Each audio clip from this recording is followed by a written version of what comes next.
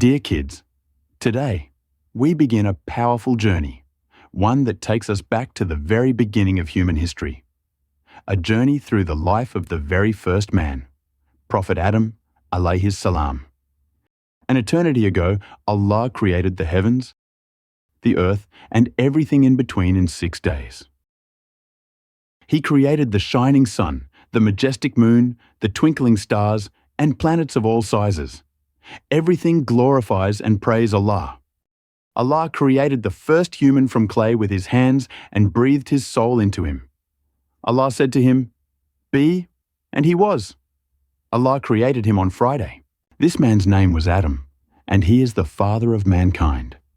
We see people of every place and language today, but we all have one father, Adam. Allah has blessed us with many gifts.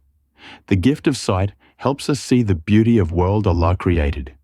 Hearing, taste, smell, and touch are all blessings of Allah.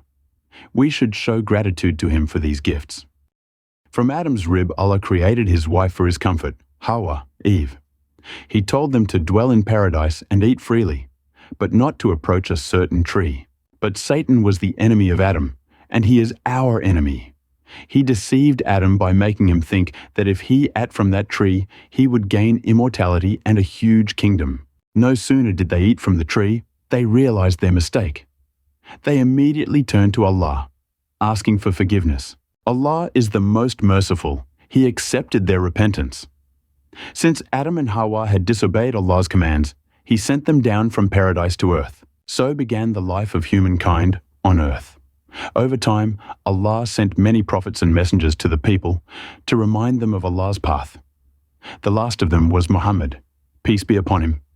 There will be no prophet after him. Like, share, and subscribe for more videos like this. And let us know in the comments which story you'd like to hear next.